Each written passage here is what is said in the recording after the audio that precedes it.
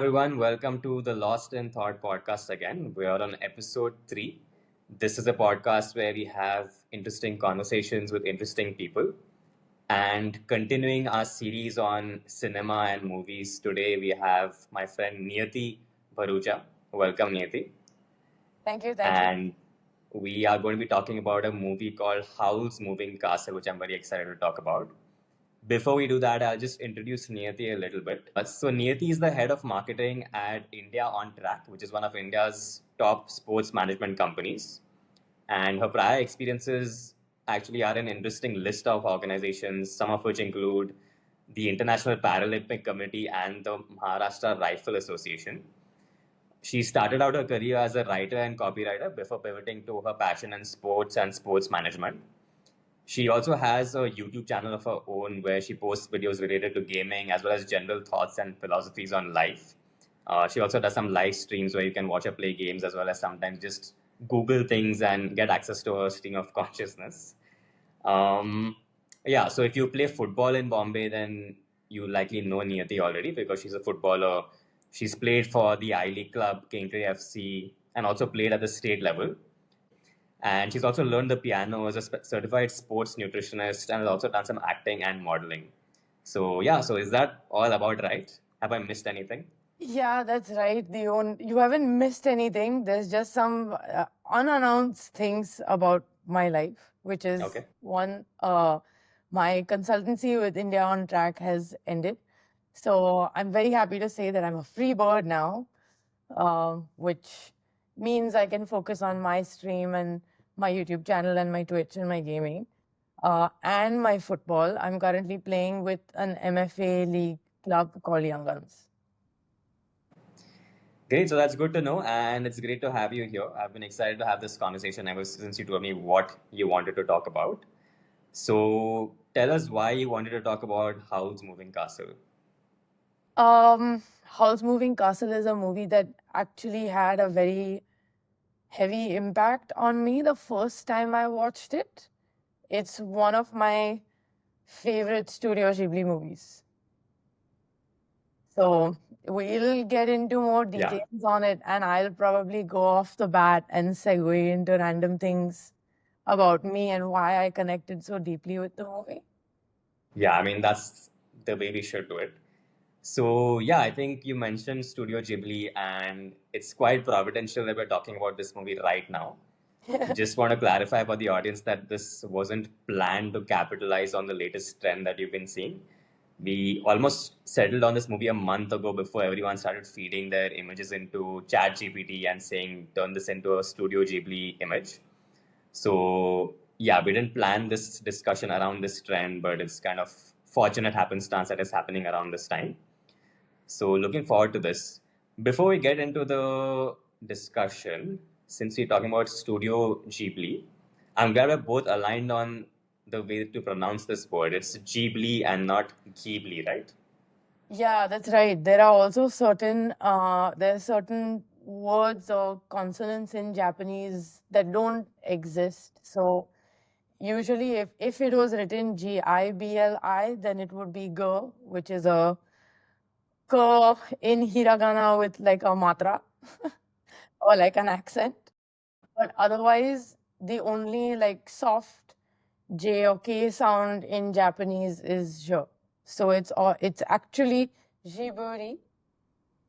But Yes. Yeah, that's what I was reading that in. However they want, yeah. Yeah, I was reading that the way it's spelled in Japanese, it's actually Chiburi. But even when Hayao Miyazaki, who's the co-founder and the honorary chairman, talks to audiences about it, he also says Ghibli.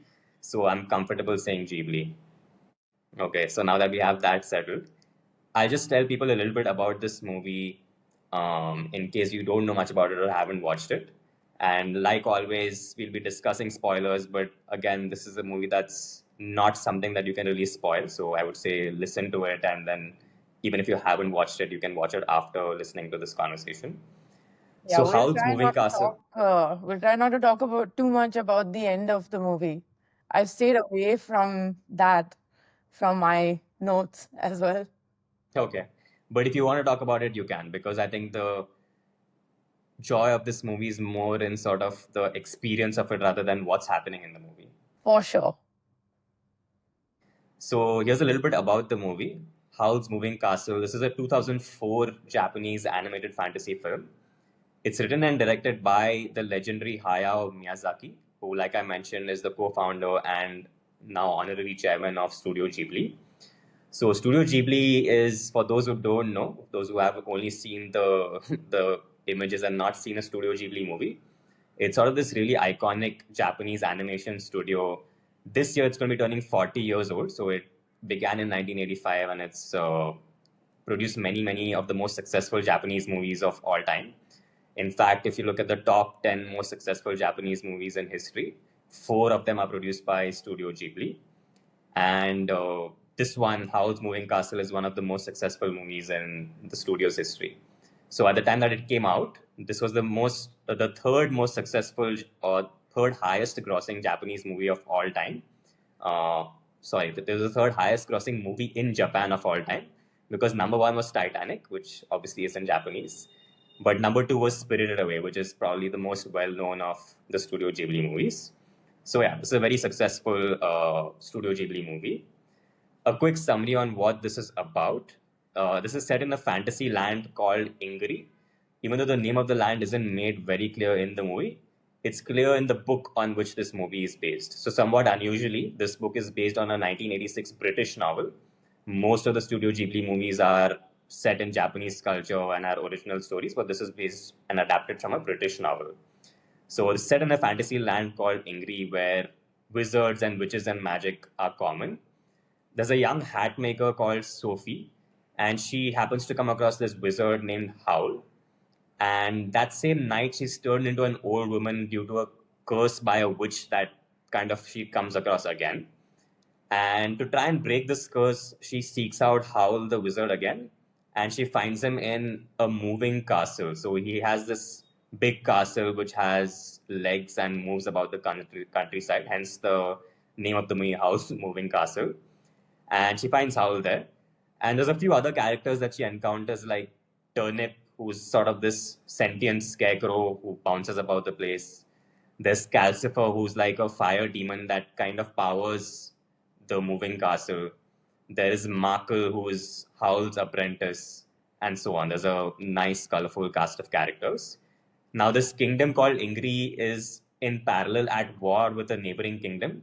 Again, we don't hear the name of the kingdom in the movie, but in the book it's called Strangia. And the war seems to stem from the fact that a prince from this neighboring kingdom is missing.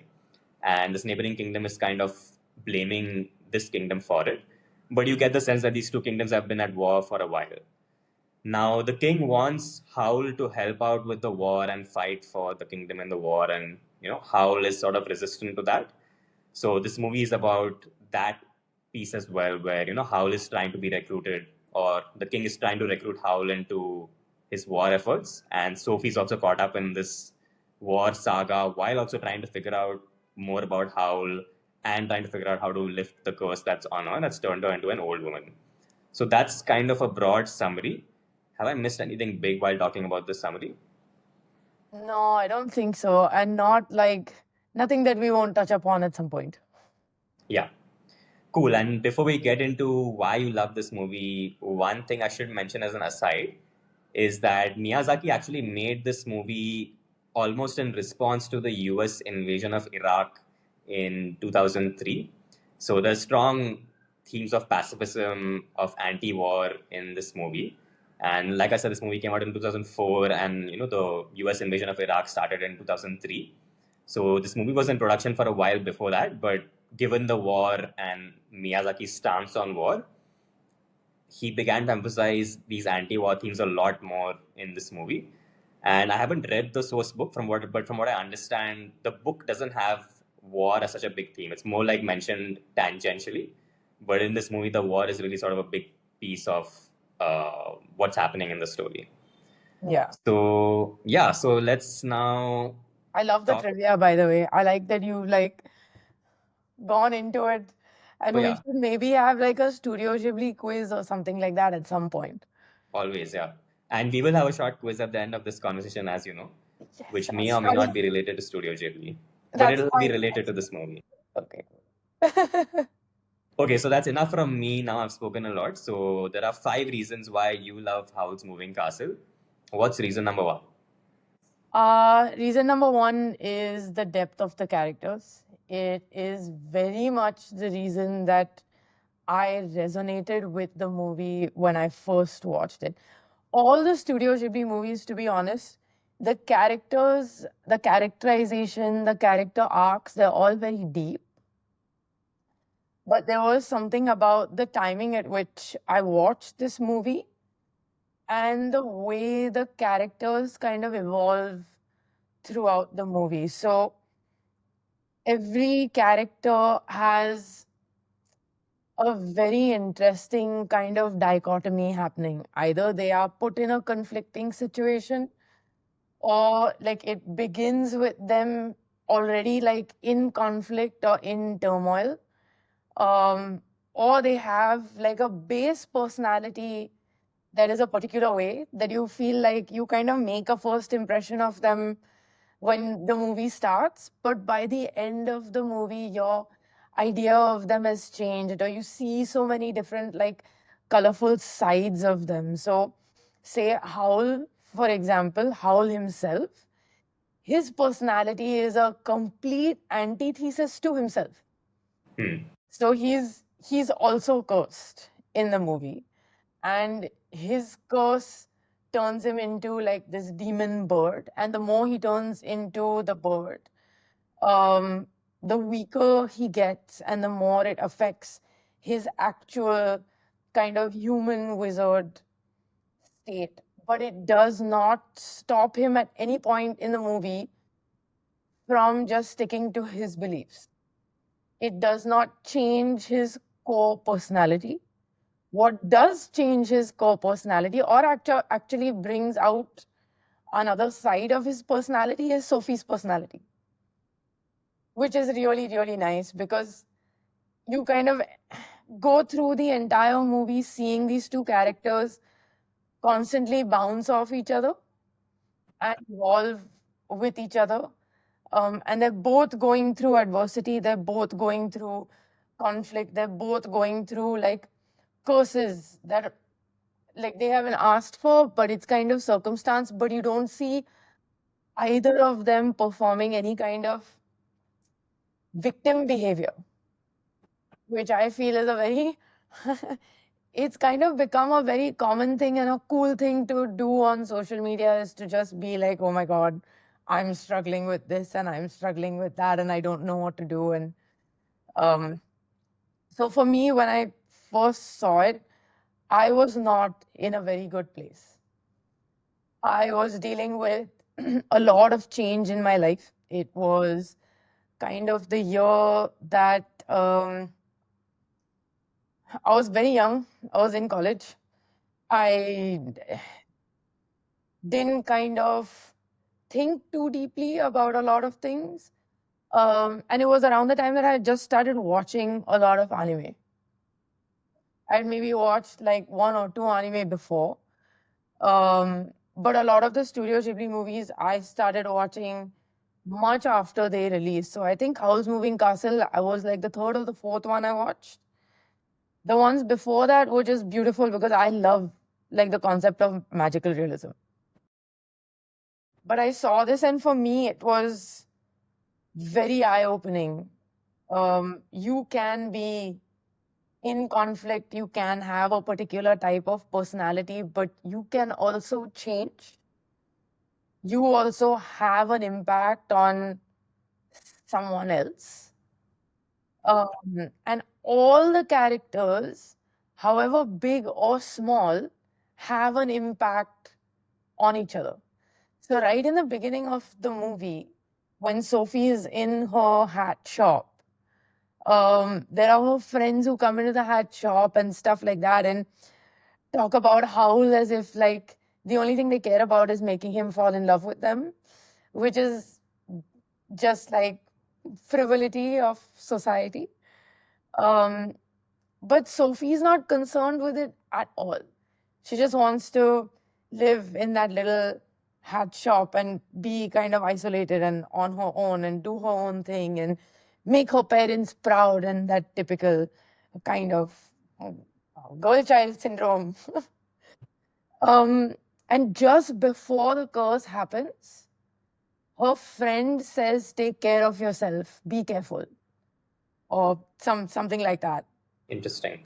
Yeah, and she gets cursed while trying to protect her store because the witch walks into the store and makes fun of the store, and she gets deeply offended and angry and tells the witch to like leave out of anger.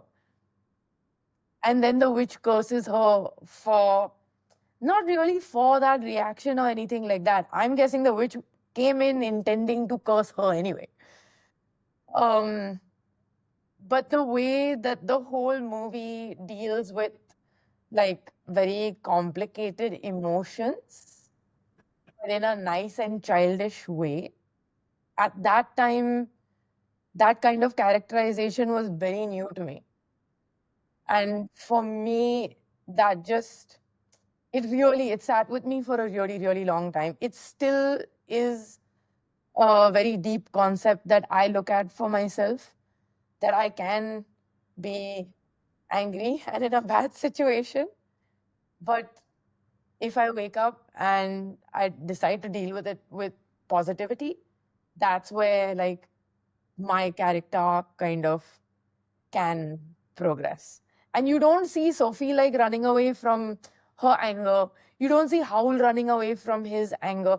You don't see anyone not expressing their surprise or their emotions or their sadness at any point in the movie. But you do see them deal with all of it in a very healthy way, which is very deeply rooted in Japanese philosophy and Japanese culture. I only know that now after studying Japanese philosophy and culture and the language for some time. I didn't know that then, but it kind of taught me a lot the way the characters move. Even the fact that the scarecrow is just a scarecrow. He kind of helps Sophie get into the castle and then stays with her and then, gets really attached to her, but he can't say anything. Like he can't emote at all. But you can see emotion even in a character that can't emote. Yeah, that's a very nice way to look at this movie. I didn't initially see the movie through this lens, but then now that you're talking about this way, I think you're spot on because if you look at all of the characters in this movie, they have multiple dimensions to them, right? So one is they all have some strength or power which is unique to them. At the same time, they all have some sort of vulnerability, which is equally evident in them and doesn't take away from the strength in any way. Third, like you said, they're expressing themselves throughout the film, and there's not a lot of emotional repression of sorts. You have conflict that characters have with themselves, but that's conflict is sort of made external, and you're able to see what that conflict is. Uh, and at the same time, like you said, I think the characters also really need each other because they're not existing in a vacuum. You can see how they interact with each other, what effect they have on each other. So they are well formed characters, and I think there's a great balance of depth and sophistication, as well as that childlike quality, like you said. So I think whenever I watch a Studio Ghibli film for the first time, I'm more absorbing it on a visual level just because it's so beautiful visually. But Yeah. you're right. I think with these characters, especially with some of the themes that they're exploring in this film, it is a very sort of character-driven story. Did you watch? Have you seen the movie before? We spoke about it. Yeah, you've seen it Yeah, yeah. once before. But I saw it again, and this time Okay. I was more absorbing, like you said, the characters and more of those nuances. The first time it was just a visual treat. Yeah. And I guess every time you watch a movie, different things have happened to you in life from the last time you see it. So you pick up on different things based on like your mind space when you're watching the film and compared to when you're watching it the previous time. So yeah, that's interesting. Yeah, actually, it's funny that we're doing this movie just now. Even I didn't anticipate it when we spoke about it first. but I am currently now going through a lot of personal change, and not of my completely my choice or anything like that. It is just circumstance. So for me to have watched it a few days ago again was like, man, this movie and I, maybe we just have like another connection. You have some connection with this film, yeah. I think so. It just, I don't know if, and even the first time I watched it, I didn't watch it because like, oh, I told myself I should watch it or something like that. It was a friend who told me to watch it, and not because we had any deep, meaningful conversation or anything like that. She was just talking, like she was having a conversation with another friend of mine in college about calcifer, and I thought calcifer was a really cool name. It is, yeah. Yeah, so I asked her about it, and then she told me a little bit about the movie, and then refused to tell me anything else. And she was like, "Just watch it. You just watch it." And after that, in college, we became very, very good friends. Okay. Well, I hope this movie helps you with the change that you're going through now. Like, or I hope watching it helps you. I hope the movie does help me now the way it did then. But I think actually, like this conversation might help me more than just watching the movie and then letting things kind of happen in my head, which can get very intense sometimes. I hope so. I mean, if this conversation can help you, that would be lovely. And yeah, I mean, thank you for having this conversation with me and, making all of this internal thought process public because you don't have to do that. No, that's fine. I really enjoy it, and like shameless stream plug, but this is how I am. Like, if you see me in person, this is how I am kind of on my stream as well. I like kind of talking about what's happening just in a very open way.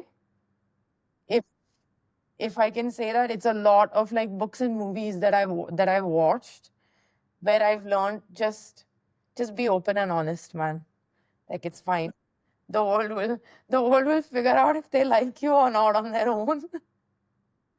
It's not much you can do about that. Like Howl, like Calcifer.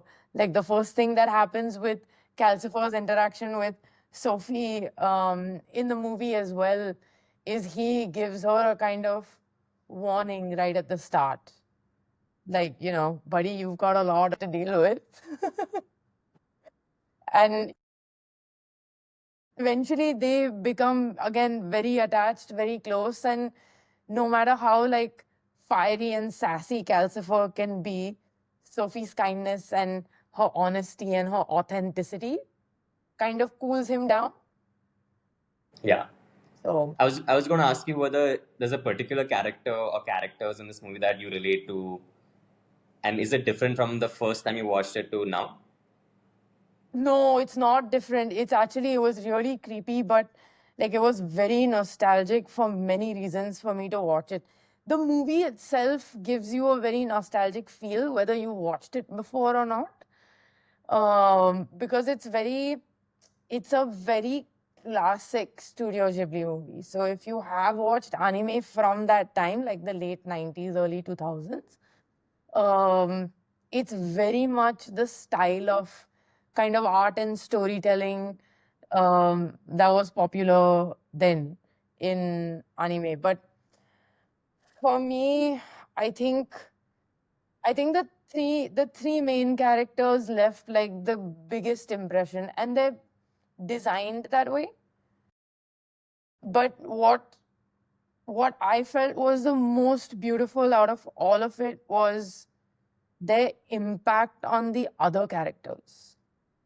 So the kindness that comes from Howl, Sophie, and surprisingly Calcifer as well has such a lasting impact on the witch who has cursed them that they kind of rescue that witch from a seemingly more evil witch, um, and just embrace like having her around after she's lost everything, her powers, her um, mind, her, like everything that made her the Witch of the West. Yeah. I found that part of the movie quite touching as well. So, just for people who haven't seen it, like we mentioned, there's this wicked witch who curses Sophie and turns her into this old woman.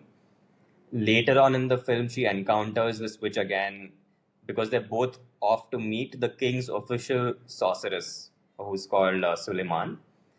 And this Suleiman, who's the official sorceress of the king, sort of curses curses the wicked witch, or sort of undoes some magic that she's done on herself, and the wicked witch loses all her mojo, to put it simply, and she's no longer powerful and strong.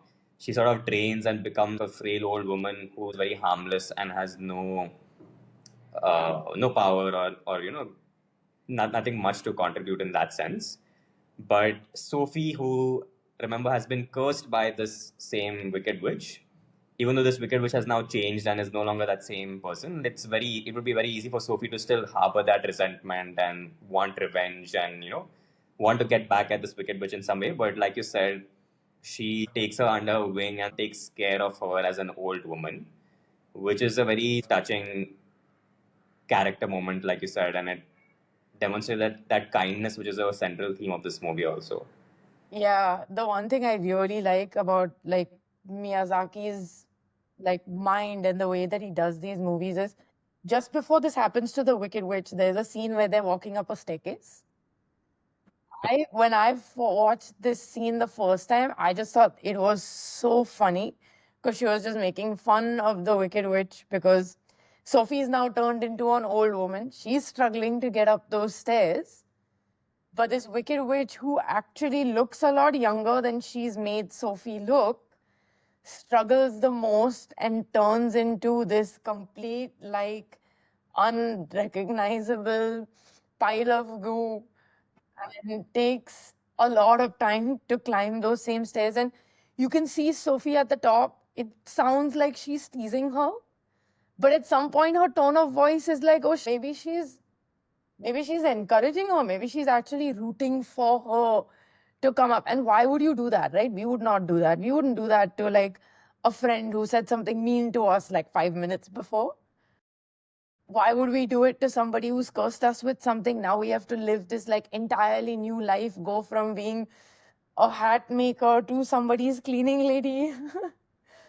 um and you're old and frail, and like Sophie complains at some point about like life when you're old and how much your bones hurt and how tired you get. But in the middle of all of that, you also hear Sophie talking about, like, the first thing she says about her being old is she looks into the mirror and says, oh, at least these clothes now look good on me. Yeah. I also noted that she says it's again a really touching moment, because Yeah. when she realizes that she's been turned old by this curse, obviously there's 5 minutes of panic. Yeah. But then she looks in the mirror and says something like, "You'll be okay, old lady. You're healthy and your clothes fit well." Yeah. It's great. I think this movie also is almost one hidden aspect of it is just coming to terms with aging, and that's a weird Yeah, because she theme talks that's part of about, this movie as well. yeah, because she talks about, in part, she talks about, oh, at least when you're old, nothing can surprise you anymore. Yes. And then immediately, like 5 seconds after that, Calcifer surprises her. Yeah. And There's she's like, like oh, the fire is talking. there's eyes appearing in the fire 5 seconds after she says that nothing can surprise me. But what I love about these characters is also even the minor, not minor obviously, but even the supporting characters have distinct personalities. So Calcifer, for example, is, I would say, maybe one of the key supporting characters. And there's a moment where he has an amazing quote where he's referring to the war that's going on, I think, and he says, "I hate fire and gunpowder. They have no manners." Yeah. Because he also is fire. He's a fire demon, but he thinks of himself as fire with ethics and morals because he's living by a certain code. But yeah, not gunpowder, because the gunpowder kind of fire has no manners. Yes. So again, each character has a very defined morality that they're living by, I think, in this world. Yeah, correct. Which is actually funny because Again, like just before that, when he meets Sophie, he makes a deal with her to break his deal with Howl. But he has lied to her about his deal with Howl as well. How has he lied to her? I don't remember this. So when they meet and stuff like that, he tells her, I have a contract with Howl. So I'm supposed to, always obey him, and like I'm stuck here. Like he made it sound like he was unhappy where he was and he wanted to be released. And he didn't tell her that he was actually Howl's heart. He doesn't tell her the actual relationship he has with Howl. He just tries to trick her into working with him, tries to manipulate her into working with him so that he is released. But he doesn't actually, at that point, also understand the magnitude of him being released. And I don't want to reveal the end too much, but towards like the end of the movie, you see the actual real bond that Calcifer and Howl have, and the way also that they reunite. They wouldn't have been able to do it if Sophie hadn't showed up. Yeah. And again, going back to all of these characters need each other. Yeah. And it's a very interesting, healthy, and very forgiving and caring dependency that they have on each other. It's not that fear of being dependent on somebody or fear of having that codependency, even though in the beginning, like there are some characters who talk about it. Like Markle is also there. You don't even know where he came from or anything like that through the movie. They don't talk about him much, but he's there and he's not going anywhere. And he's a wizard as well, and he has this like magic robe, and you don't know why, but he doesn't reveal his real self to anyone on the outside. He just makes himself look like an old wizard. More kind of, maybe nobody will respect me because I'm a young boy. So I have to go outside and interact with these people on behalf of Howl as looking like an old wizard or a gnome. Um, but actually, he is just genuinely a child on the inside. I mean, and on the outside. But you see him also kind of tear down his walls, and there's no like barrier anymore. He's openly admitting to the fact that he doesn't want Sophie to leave when she does think of leaving. And This is a good movie for children and adults in terms of learning how to have healthy relationships and express yourself in a good way in relationships, I think. I was going to say children, but I think adults probably need it more. right now, yeah, for sure. But that's the beauty of Studio Ghibli movies as well. If you've seen My Neighbor Totoro or Spirited Away or even Ponyo, which is just about kids, depending on how old you are, you will have different takeaways. And no part of, actually, not even Studio Ghibli movies, but I've noticed the more I watch anything Japanese, no part of their culture stops you from learning something at any age. Like a lot of Studio Ghibli movies deal with death, they're kids' movies. And I love how open they are to, like I said, right? It's very for us and for Western society, maybe not for us so much actually, because Hinduism does the same thing. And Indian culture does the same thing. But for the most part, death is taboo. Like you don't talk about death. You don't talk about death with your family. You don't talk about death with anybody. But in Japanese culture and in a lot of Asian cultures, especially in Buddhism or in like the Shinto religion, death is as much a part of life as living. So they don't make a big deal about death either. Like if you see characters in a Studio Ghibli movie die or like go out or something like that, like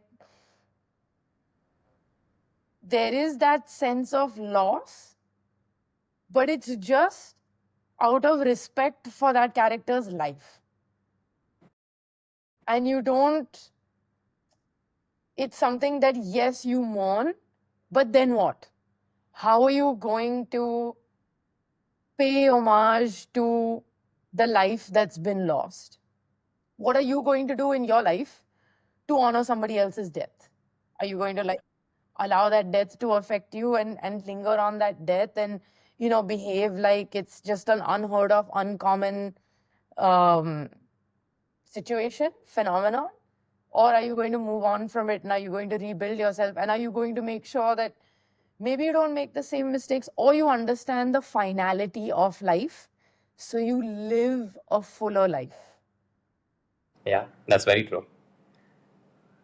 Okay, so reason number one was characters, depth of characters, relationships between the characters. What's the second reason why you love this film? The second reason is actually like exactly the opposite. Everything is just, it looked so beautiful the first time I watched it. And it looks so beautiful every time I watched it. So every time I watch it, I notice either a scene or a detail or a piece of architecture or something like that that is just so stunning.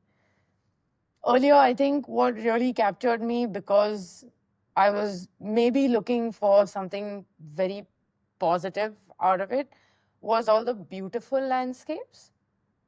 But this time, or like maybe even the time before that I watched it, Howl's castle itself, it looks like junk.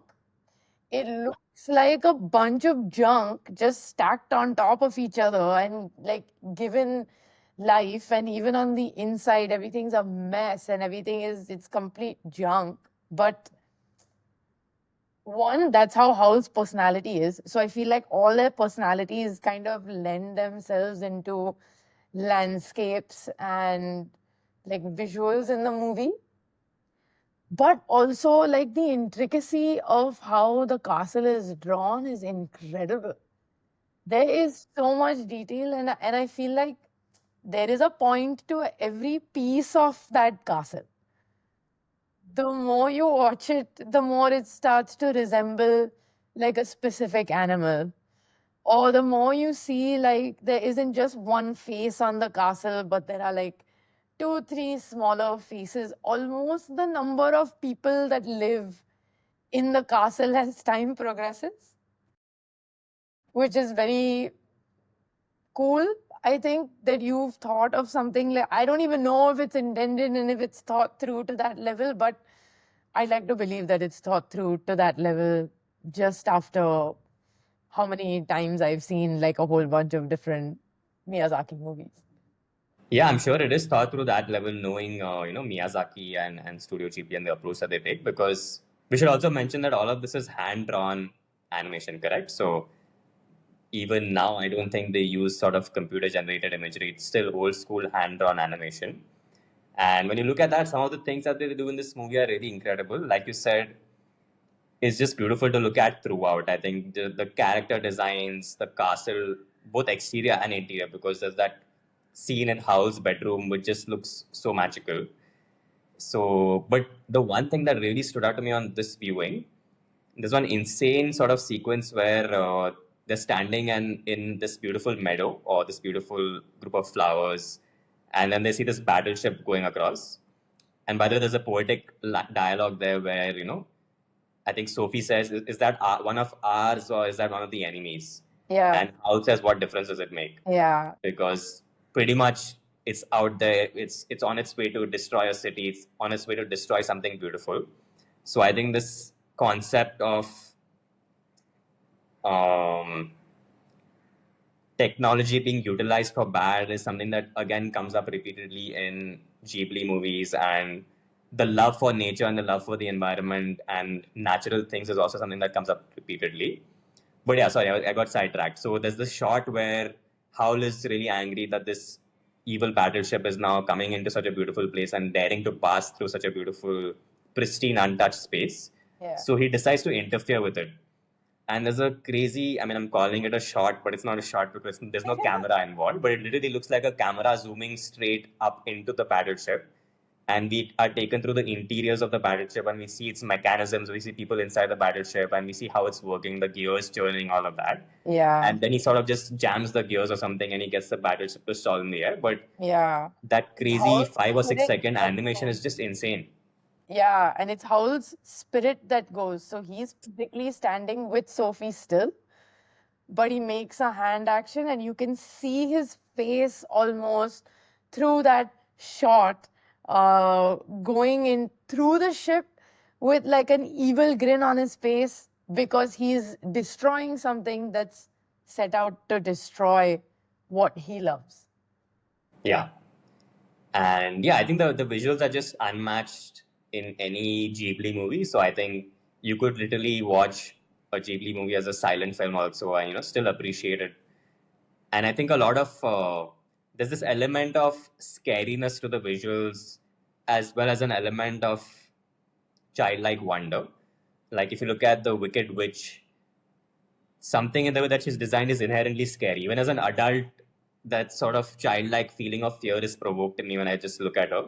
Yeah. I don't precisely know what it is, but I think it's just drawn and animated very beautifully and very like they know what they're doing for sure. Yeah, yeah, 100%. And even scenes like the staircase scene that I was talking about, where she's walking up and stuff like that, the visual dichotomy also is beautiful. Like the palace is stunning, just the staircase looks so clean and pristine and shiny and detailed and intricate. But then you see the wicked witch of you see the witch of the waste walking up, and like Sophie also walking up those stairs, and you can see how like contrasting those things are, where she's falling apart on those pristine beautiful stairs and that stunning architecture and that beautiful sky in the background and everything, um, and then there's her like looking ugly and melting from the heat and sweating, and every scene almost creates like a juxtaposition of concepts as you go through the movie. You actually, you know what? I should try and watch one of the Ghibli movies as a silent film. You've just given me a very nerdy idea, man. I think you should, and you should do it and then tell me what you think. Yeah, done.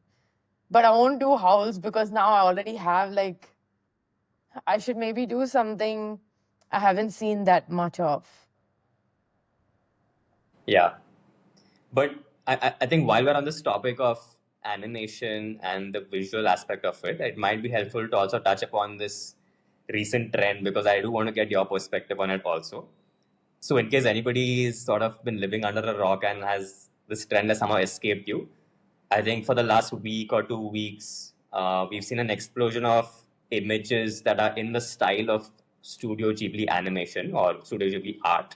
Yeah. And this all started because OpenAI apparently enhanced their image generation capabilities. And now ChatGPT has this new feature where you can put in any image and you say you Ghiblify this image or make this image in the style of Ghibli.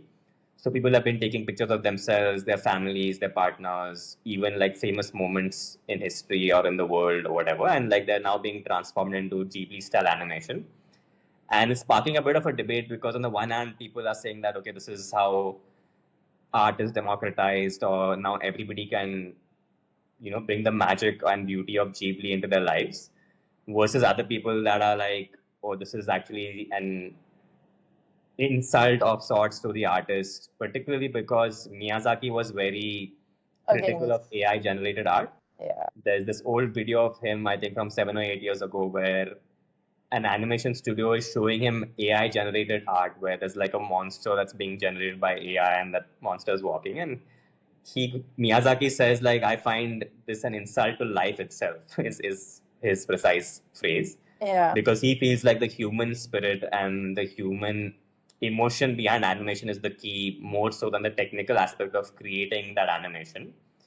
So where do you stand on this, and where do you stand on this Ghibli trend that's taking the world by storm?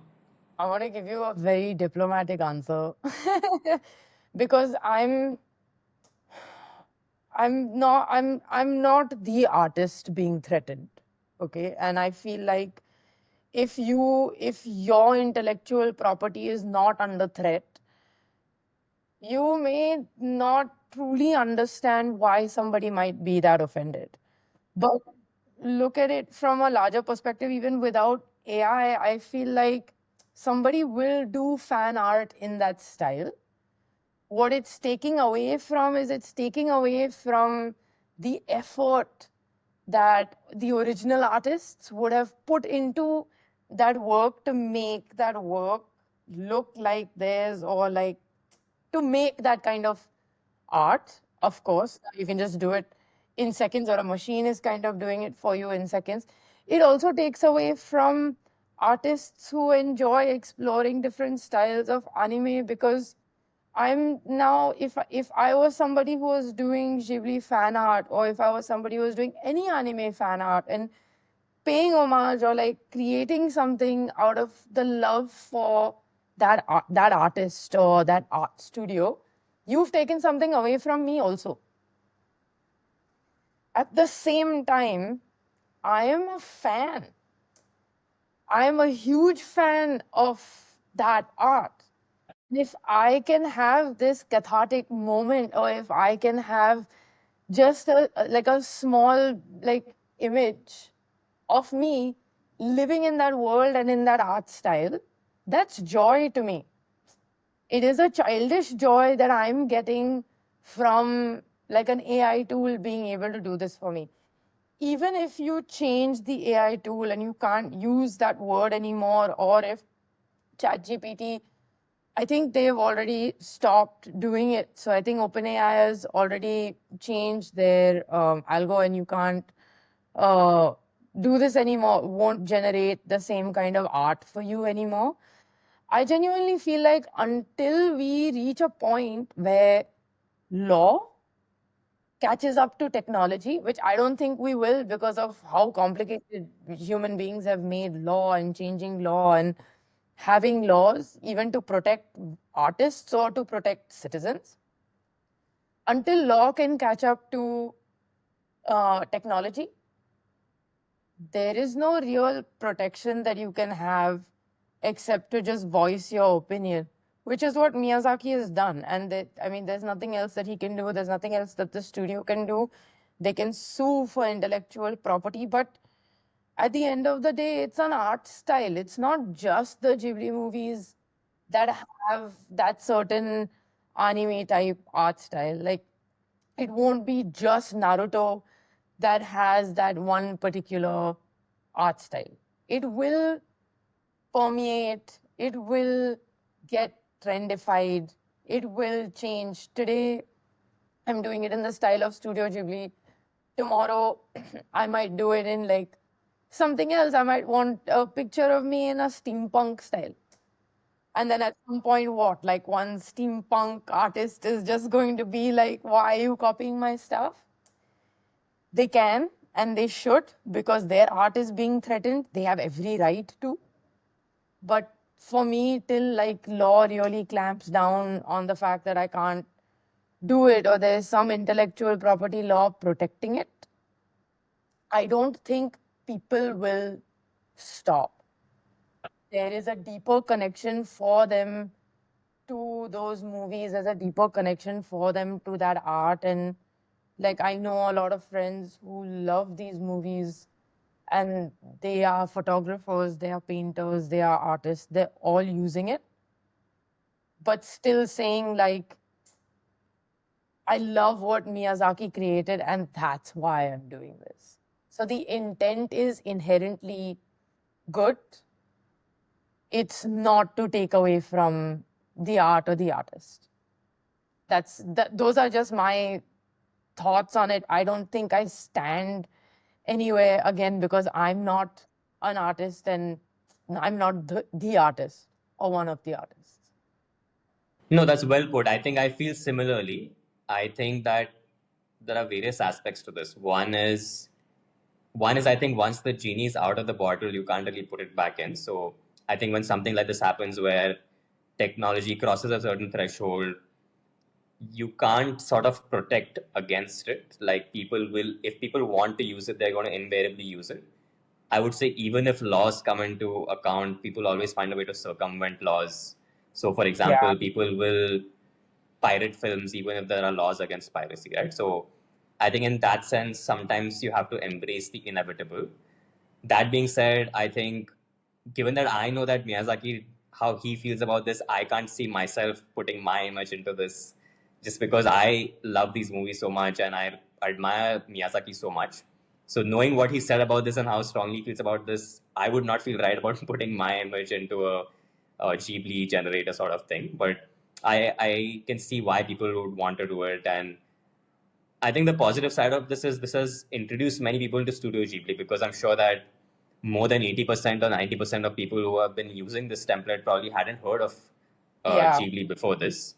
So maybe that this will open up the world of Ghibli movies to them, and maybe some of them who are Googling this will come across this podcast as well, right? So, Yeah.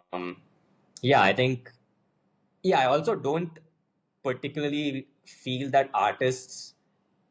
the place of artists is threatened by AI, because I feel like, okay, AI can replace the technical aspect of creating a drawing, but I think what makes artists is not just the technical ability, but the Yeah. unique perspective that they bring about the world, and the dedication, like you said, or the hours of painstaking work that they're willing to put into one particular work of art.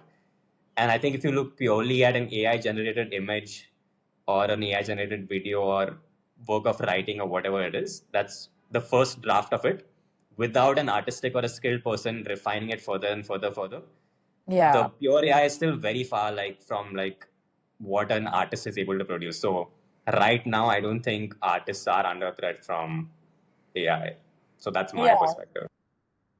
I think so as well. It just what it threatens is it turns that effort into something that can be mass produced, where like people will not care about quality anymore, right? Like even with fashion and stuff like that, you see a lot of it. Like the issue with fast fashion on the one hand, and on like the larger issue with it is waste. But the threat to designers with fast fashion is the fact that I have sat up and, spent nights and nights thinking about my next collection. And then this store has gone and mass manufactured this jacket that I took so long to create, and it's giving it to people in shit quality.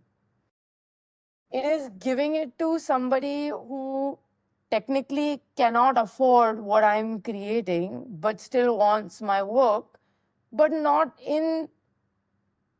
with the craftsmanship of my work at all. And that's why there's like a break in principle. Yeah. And the other break in principle is when it's applied to images that are clearly against the principles that the animators and the studios stand for. So, for example, people have been uh, taking like porn screenshots and like putting that in Ghibli. I've Yeah, seen images of that. Yeah, I've seen of images of the course. I Babri know, Masjid right? demolition also has been Ghiblified. I don't know if you've seen. So those are things that obviously that Miyazaki would never stand for. So that's the other break-in principle, I would say. Yeah, that's true. You can't really control then the ethics or the morality of what people do, right? All you can hope for is that they watch more Ghibli movies and that improves their ethics and morality. That's the hope. Okay, so what's reason number three that you like this movie? So a lot of what enhances reason number one and two is my reason number three, which is the music and the score in the movie. So as much as like I resonated with your idea of watching it as a silent film, I will still do it because I think you're right. It will help me appreciate the visuals and maybe the characters and their expressions. But the music in the film is so good. The music and the score. I think more than the music, or as much as the music, the score really stands out. If you just watch, like, even just the first interaction between Sophie and Calcifer, as he comes out of the wood that's there, that she plonks onto the fireplace, you can hear this like faint crackle of the fire, which I don't know, man, that ASMR just does something for me. And even as you like progress through the movie, as situations get complicated, the music gets more complicated. There are more and more layers, there are more and more sounds. Like Howl's castle itself, the sound that it makes when the steam erupts from it, the jingle jangle and the clunky sounds that come from all the rusted metal and stuff like that. Like, there's a part of me that wishes I could sit in the middle of that studio where they recorded all those sounds and just like, squish metal or like move pipes around to make those and just see how they did it, because it's so cool. Even there's a scene, the scene where she's taking away the powers of the witch from the witch of the waste. You see, she's like dancing, like it's just dancing light that's turned into like almost humanesque forms, kind of around her, circling her. But the sound that's coming from it is suddenly so ominous while everything looks beautiful that you don't need an explanation of what's happening there. You don't need to, you know what she's doing to her before, like, the witch erupts into a scream and stuff like that. So for me, that was very, very, very interesting. How the music progresses, how like you reach climax through the movie, or how conflict is enhanced, even when Howl goes into his dimension through that doorway. Um, the sounds change. It's almost like there is another frequency that is introduced over there.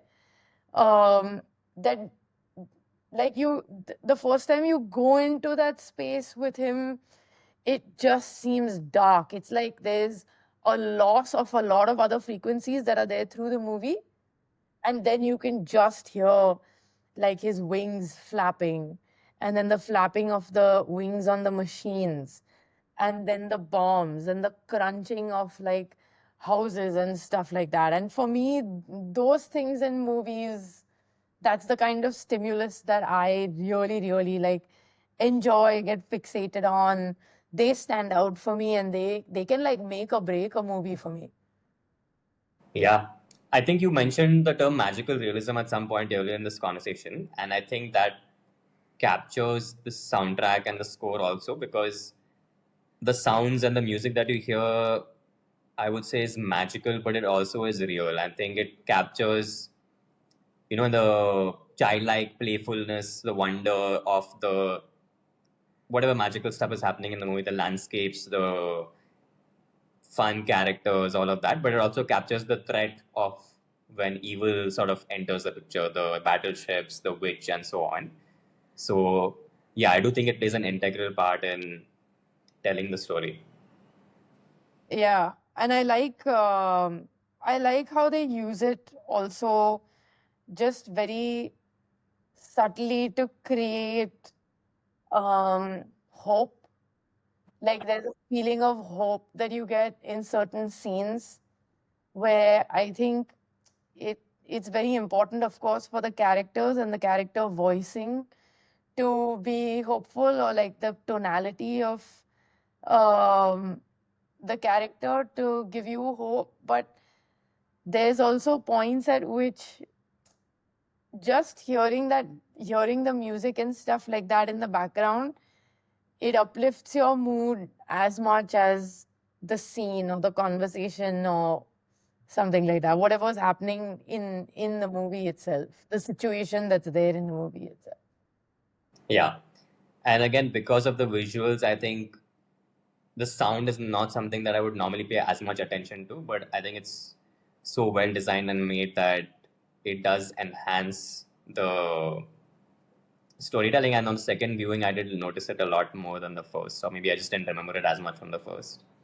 So I'll Uh, give you some trivia for a change. I don't know if this ruins your quiz or not, but um, I enjoyed the soundtrack and stuff like that so much the first time I watched it that I did a lot of research on the guy who's done the soundtrack, Joe Hisaishi. So he's done the soundtrack for a bunch of Ghibli movies. And what I found very fascinating was, so Miyazaki he's so unique in the way that he works.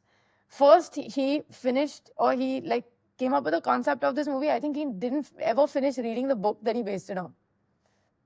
That was one thing that I found damn funny about him. The second thing is, he had not finished the movie before the score, before the soundtrack of the movie got done. Like the music in the movie got done before the whole movie got done. And he liked it so much that apparently there are scenes in the movie. I don't know which ones, like I didn't deep dive that much, but there are scenes in the movie where he's adjust the pacing of the movie to fit the soundtrack. And I really think that's what also makes the pacing kind of work with the sound, and it makes the landscapes kind of work with the sound. And the sound also, the music also kind of surrounds or like almost envelops the characters, makes their personalities or like the situations a lot more vibrant.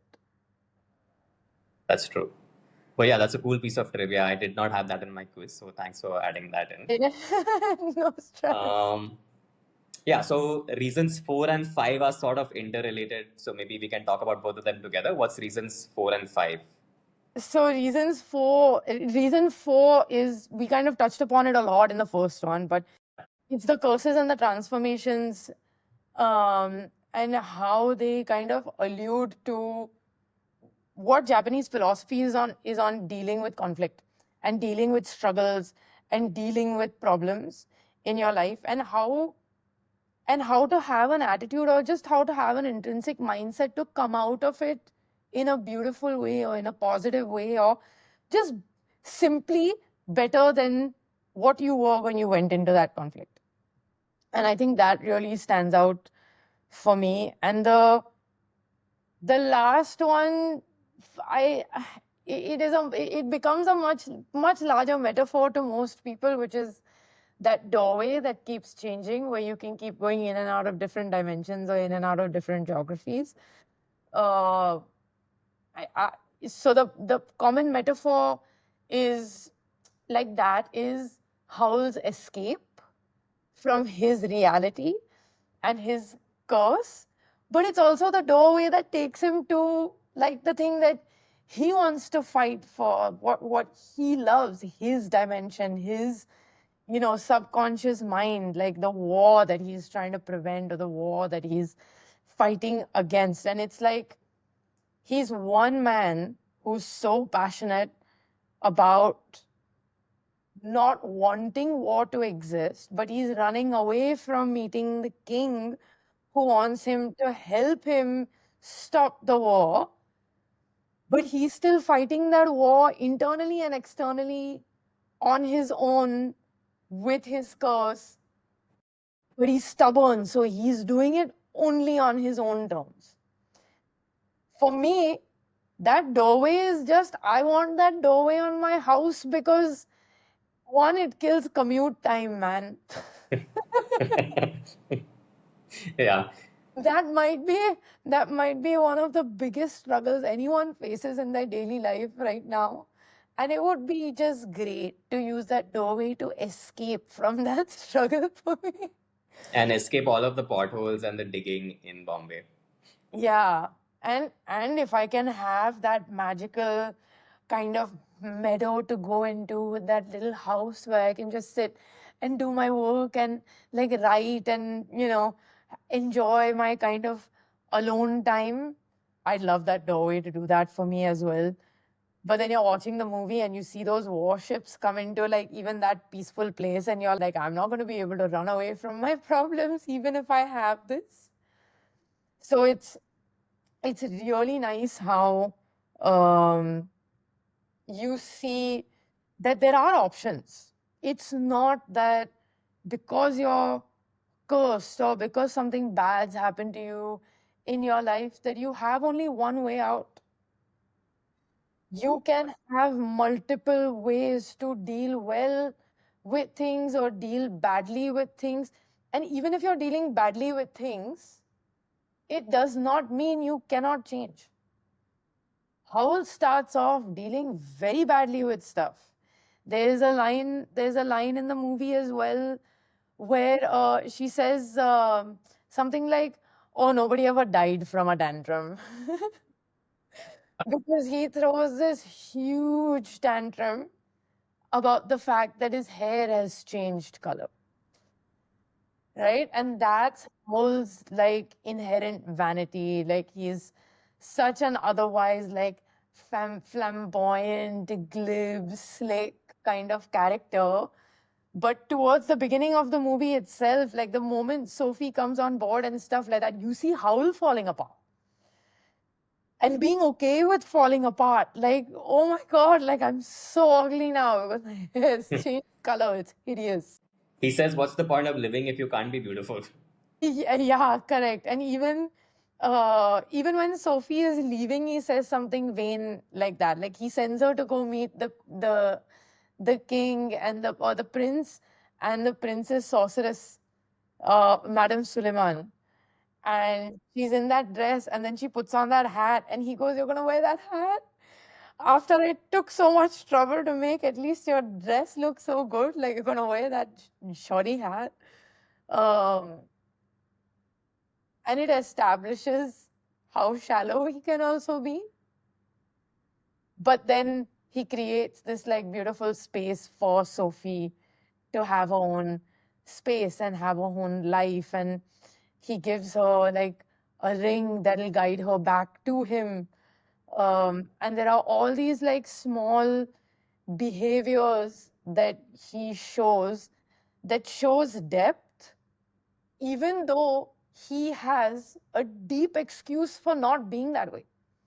And I feel like whether something is happening to you that's big or small, and I can genuinely tell you, I was doing this to myself just yesterday, where I really felt like the burden of the negative sides of change or circumstance were really getting to me. But I had to kind of force myself and say, you know what? There's a very large possibility that more than 50% of whatever change I'm going to go through is actually going to turn out to be positive. Yeah. And there is so much positive that's happening for me as well just now. If I wallow in this or if I stay in this state, I will not be conscious or aware enough to actually enjoy it. And that's why for me, like the curses and the transformation are the fourth point. If they were not cursed, and I'm not glorifying trauma, there is a lot of trauma glorification that happens globally now because people are just able to do it. Um, for me, it's like if they were not cursed, they may not have had as dramatic transformations as they had. Maybe they would have. Maybe they would have gone through something else in their lives that forced them to kind of mature or change or something like that. But in these situations, every character has like a deep moment of development. Even that dog, that Madame Suleiman's dog, through like one silly interaction of where they are over there and then Howl comes in and stuff like that. The dog starts off going with them as a spy, but eventually by the end of the movie, that little puppy, the dog's name is Heen, uh, that little puppy ends up being like so attached to these new characters because of the profound impact that they had on him. Otherwise, he starts off just as a meek little dog sitting like under her table, eventually becomes Sophie's companion through like a very difficult, complicated, and conflicting moment for her when she loses Howl for some time. So it's like there is always there is always a way to be hopeful that things will turn around. No matter how bad it seems, and no matter how many minutes or hours or days or months of panic you might go through, there is something nice you can say to yourself when you look in the mirror. Yeah, the magic doorway thing I think is just it's such a recurring theme across so many different fantasy stories, right? Like if you look at Narnia, if you look at what a Wizard of Oz, Alice in Wonderland, Harry Potter, countless stories like that have this one magical portal where you open the door and suddenly you're in a different world. In this one, the equivalent is Howl's Castle has this door where the same door, depending on the knob that you turn to, opens onto a different part of the world or different part of that kingdom. That's what you were alluding to. But I really like how you stress that you can just go to a different place, but you can't run away from your problem. You can't become a different person.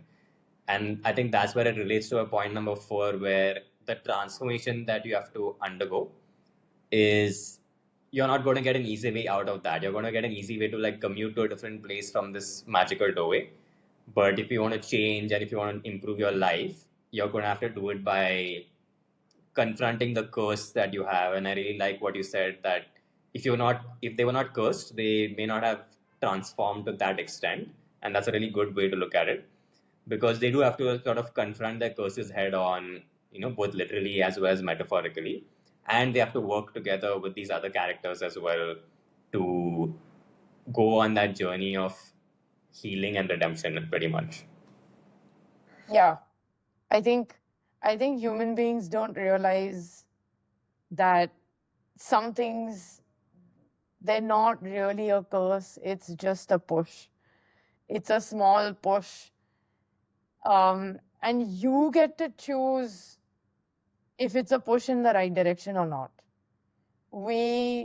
Either people constantly tell us that there are many things that are not in our control, right? And there are, like, a lot of life is not really in your control, but choice is up to you.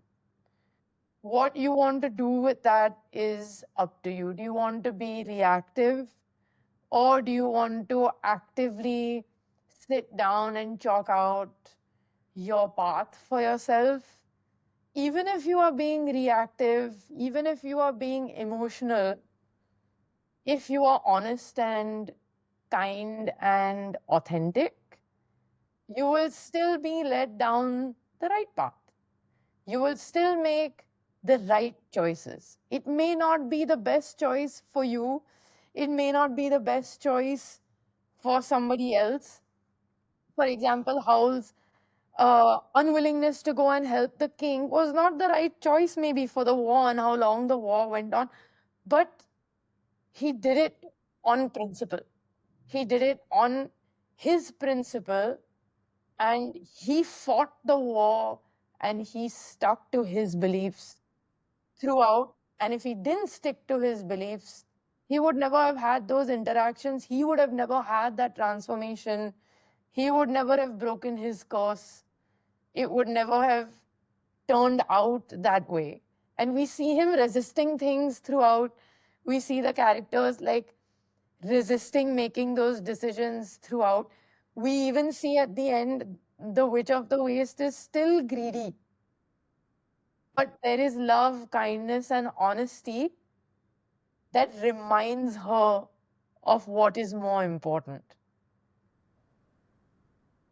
Yeah, I think that's a good note on which to conclude our discussion of this movie. I think I really enjoyed watching this and obviously discussing it, and I hope that these themes of transformation and metamorphosis and all of that help you with whatever you're contemplating and going through right now. Yeah, it's given me a good amount of reminders of what to focus on and what's more important. And yeah, I think the next few months for me are going to be very interesting. Okay, great. So now that we've spoken about the movie, we will um, conclude with our quiz segment. So I have 5 questions for you since you had 5 reasons why you love this movie. Are you ready? Yep, ready. Okay, question number 1. I'm looking for a word. Okay. The word is the name of an Italian aircraft used in Africa in the 1930s and 40s. The name of the aircraft was an Italianized version of the Libyan word which means hot desert wind. So Libyan word which means hot desert wind. An Italianized version of that was the name of an Italian aircraft in the 1930s. The only geography I remember is that hot winds are called Lu. Okay. I mean, all of these questions are related to this movie, by the way. Just in Yeah, case yeah, I. yeah. I know, I know. I also know that the Italian bomber that you're talking about was designed around the 1930s. And all the other bombers are kind of designed around those warships from that time. I have no idea what the word is. I will tell you. The word is Ghibli. No way. Yeah, so Ghibli, or I guess the original one, the Arabic one is like Kibli or something. Kibli is like a hot desert wind. Italy named their bomber Ghibli or Ghibli, whatever the equivalent was. And Miyazaki is a sort of an aircraft nerd, so when he founded Yeah, his that studio, was he it. picked I that had name. no idea he named the studio after it. I have a very elementary thing to know, but yeah, I struggle with remembering this stuff. So No worries. It's just a fun thing that you learn now. yeah. Okay, next question. This Arabic name is a variant of the name of a Hebrew king and Islamic prophet. Ironically, in the context of this movie, it means peace. Is it Suleiman? Yes, that's correct. Yeah.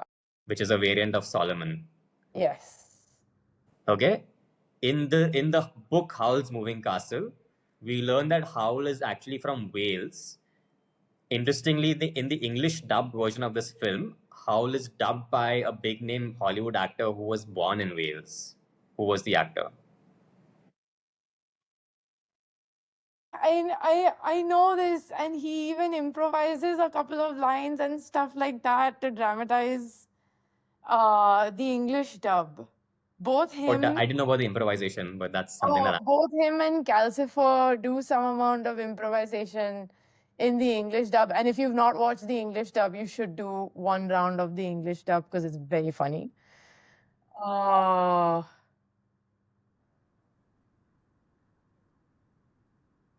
Man, I've not had enough coffee to tell you names of Welsh actors, man. Do you want the answer? Yeah, I want the answer. No worries. It's Christian Bale. Christian Bale dubbed Howl and he's Welsh born. No, I didn't. I didn't know this at all. I don't remember this at all. Okay, That's yeah. fourth and second last question. One of the visual inspirations for this moving castle was a character from Slavic folklore who has a hut with chicken legs. This character is the antagonist in another Ghibli short film called Mr. Doe and the Egg Princess. The character name has also become more well known in recent years because the hitman protagonist in an action franchise is fearfully referred to by that name by his enemies.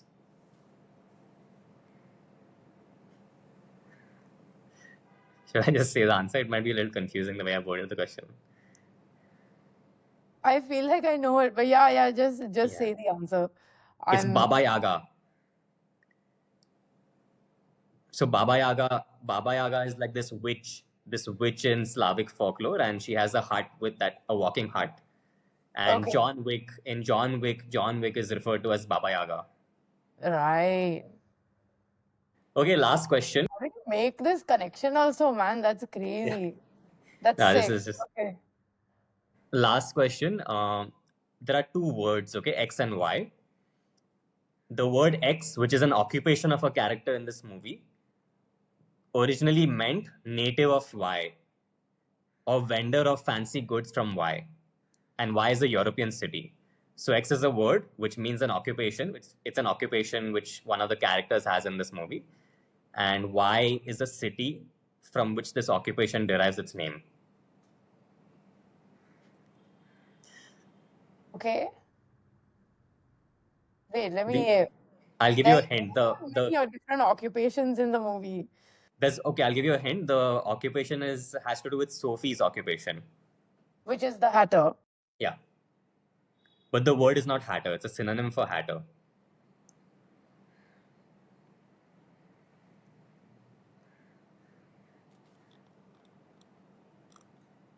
Should I tell you? Yeah, sure. The word is milliner, which means hatter, milliner. And the city is, you want to guess the city now? The word milliner originated from, like, it meant a native of the city X or vendor of fancy goods from the city X. The fancy goods part might be a bit of a hint. No, I can't think of it right now. Milan. Oh, like Milana, Yeah, but yeah, yeah, English. milliner. Apparently, is how the word milliner came into being, which I also didn't know. Very But yeah, interesting. thank you so much. That's Howl's Moving Castle with Niyati. So Niyati, before we conclude, you want to tell people how people who are interested in knowing more about you, where can they follow you and your work? Yeah, sure. Before that, I have a question for you. Do you know the English story or the English movie that a lot of the references throughout this entire movie are from, including Turnip? Is it Wizard of Oz? Yeah. So Yeah, even Howl's hair changing color is is an ode to like the wizard, because the wizard is known to have like bright orange hair, and that's why Howl hates it, because he does not want to be like that wizard. Like, he's not a fraud. right, Uh, right. the Wizard of Oz turns out to be, right? And even the Scarecrow is a massive reference to Wizard of Oz. So throughout the entire movie, I mean, very typically also the Witch of the Waste. Correct. Even those flying monkey sort of things at some point that chase them when he damages Yeah, the battleship. the evil blob men. Correct. Yeah. Yeah, Okay. so that's all from Wizard of Oz. Interesting. But So, yeah. you want to tell us where we can find you on Yeah. social media? Sure, yes. I am Ninja Bharucha everywhere on social media.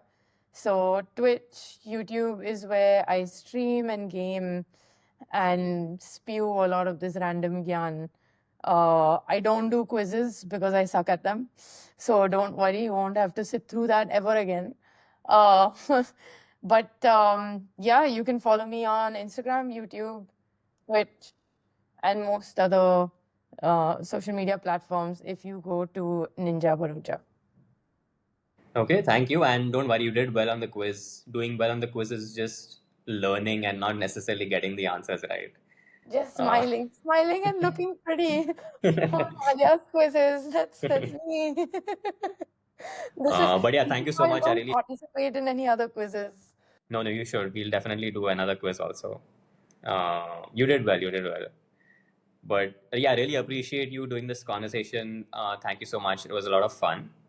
And to the listeners, I will say that, like I said, like I say every time, I'm looking to grow this channel and monetize it eventually. The first kind of threshold that I have to cross is 500 subscribers. I'm currently at around 25, so almost there. So if you do like this conversation, then like, share, subscribe, all of the usual stuff. That's instructions from the Wicked Witch of the Waste. You'll be cursed if you don't do that. But yeah, thank you so much. Thanks, Niyati. Thanks as well. I had a really good time doing this. So yeah, I hope we both reach 100, 500, 1,000, maybe 100,000 subscribers soon. Yay! Yeah, Okay, that's about it. yes, see you. Thanks everybody for watching me be funny.